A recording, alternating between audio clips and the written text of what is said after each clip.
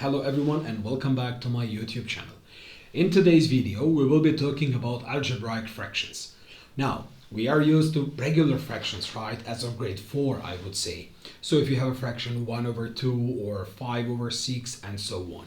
But if we say we have an algebraic fraction, that basically means we have some variables in the numerator or denominator. So for example, 3x over 5 is an algebraic fraction, or 5y over 3x squared, and so on. So we have exactly 10 minutes today to cover algebraic fractions. Now that we know what algebraic fractions are, let us see how to write them in simplest form. If I tell you, for example, there is a fraction 24 out of 36, and then if I ask you to simplify this, I know that you won't be doing this, but let's do it once only. Number 24 can be written as a product of 2 multiplied by 2 multiplied by 2, which is 2 times 2 times 2 is 8. 8 multiplied by 3 is 24. And then denominator can be written as 2 times 2, which is 4, and 3 times 3, which is 9. All right. The way we simplify this is 2 up, 2 down, 2 up, 2 down. Then we have 3 up and 3 down. Oh, so the final answer would be 2 over 3, right? Now I know that you could have said from the beginning that 24 can be divided by 12 to give us 2, right? And 36 can be divided by 12 as well to give us 3. I know, but that's important for us so that we can solve algebraic fractions. If we have, for example, 9bc over 12c. Okay, now, just for the first time, how can we write number 9? We can write it as 3 times 3, then we have b, and we have c. In the denominator, we have 12. We can write 12 as 2, 2, which is 4, 4 multiplied by 3, then multiplied by c. Okay, then we can simplify. We can simplify 3 up, 3 down. We can simplify c up, c down. So what do we have then basically?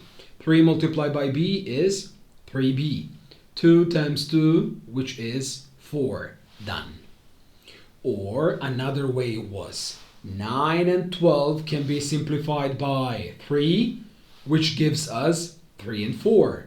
And then c and c can be simplified, so c goes away. But what if we have a fraction like this one? 5, let us write this one. Okay, so we write 5x squared over 3y. And then we say, how can I simplify this fraction? Oh, but there is nothing we can do, right? We cannot simplify it any further. So we say, that's it, we are done. It is already in simplest form. Okay, let's try another example. What if we have 12, and then we have x plus 4 to the power of 2 over 3, and then multiply by x plus 4. Okay, first of all, we look at the numbers. 12 can be simplified by 3, right? Both can be divided by 3, so 12 divided by 3 becomes 4, 3 divided by 3 becomes 1. The next thing we can simplify is x plus 4 and 1 time x plus 4. Now why is that? Because x plus 4 squared is basically x plus 4 and x plus 4, right? Now 1x plus 4 can be simplified with this x plus 4. So the final answer is 4 and then x plus 4. Excellent. What if we have minus 4b to the power of 2 over 2b? Okay, step 1, exponents have priority. So we have to say, what is negative 4b to the power of 2? That's basically negative 4b multiplied by negative 4b. Negative by negative is positive. 4 by 4 is 16. b times b is b squared. Then in the denominator we have 2b. Again, 16 and 2 can be divided by 2, right? So we have 8 and 1. Now b squared and b can be simplified. Why is that? Because b squared can be written as b times b. Now b goes away with another b, which means we have this one is gone, so it's basically 8b only, because everything else goes away, right? Okay, let's see more examples. What if we have 3b plus 9 over 3?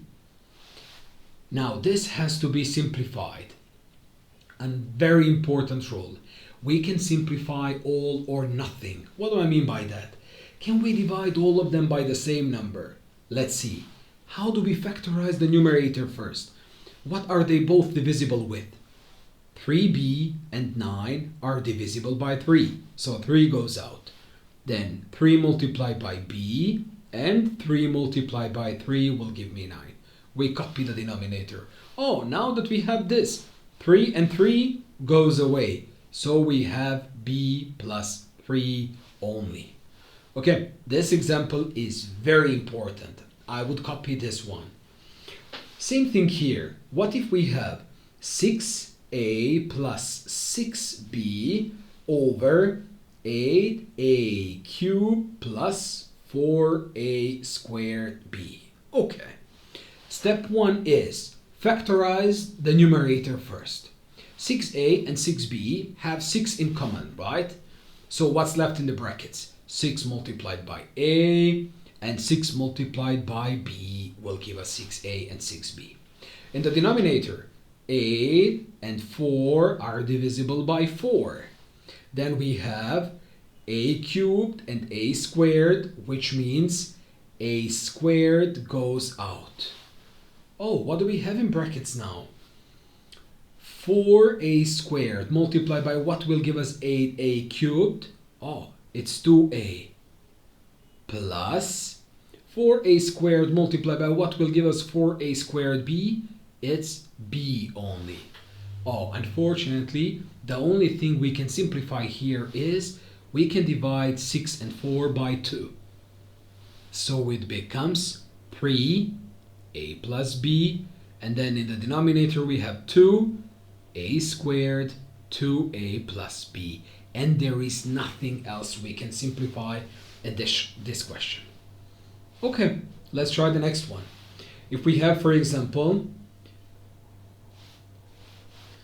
2a plus 2b over a squared minus b squared. Now, from the first one, we know that 2 goes out, right? And then we have a plus b in brackets. But a squared plus b squared reminds us of difference between two squares. And that's something that we know. It must be equal to a minus b and a plus b. Okay, now that we have a plus b up and a plus b down, we just cross them out. So the final answer would be 2 over a minus b. Okay, I hope that we are getting there. So factorize them and then try to simplify. What if we have x squared minus x minus 2 over x minus 2? Now, it's very important that we know how to solve, how to simplify, or how to factorize our numerator. We learned this in the previous video. We learned that x squared minus x minus 2 can be factorized if we find what are the two numbers that we multiply to give us minus 2, but if we add them, it will give us minus 1. Okay, the numbers are minus 2 and positive 1, right?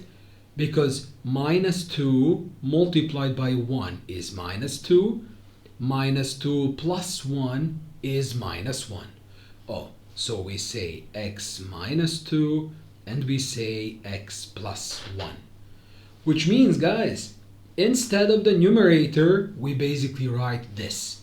So we write x minus 2 and x plus 1. That is over x minus 2. Oh, Now we have x minus 2 up, x minus 2 down. The final answer is x plus 1, because that's what's left when we simplify them. Right, I know the time is up, but we will do one last example for today. If we have, let's say, this time we will use a plus 3 over a squared minus 2a minus 15. So a plus 3 is already factorized. There is nothing we can do, right? But our denominator, a squared minus 2a minus 15. What are the two numbers we multiply to get minus 15? If we add them, we get minus 2. Let me try. If I say minus 5 multiplied by 3, minus 5 multiplied by 3 is minus 15. Minus 5 plus 3 is minus 2. So the numbers are minus 5 and plus 3. So instead of this, we will write a minus 5 and a plus 3. Now we have a plus 3 up and a plus 3 down. That goes away. There is a minus 5 left in the denominator. There is nothing left in the numerator. So we say 1. Because when you divide a plus 3 by a plus 3, we get 1 only. So that's the final answer. Okay, now test yourself and try to simplify this. N squared minus n minus 20 over n squared plus 7n plus 12. So what's the idea? You will factorize the numerator, then you will factorize the denominator, and then you would simplify them. Let me know what the answer is and if you need any help. That's it for today. See you in the next video.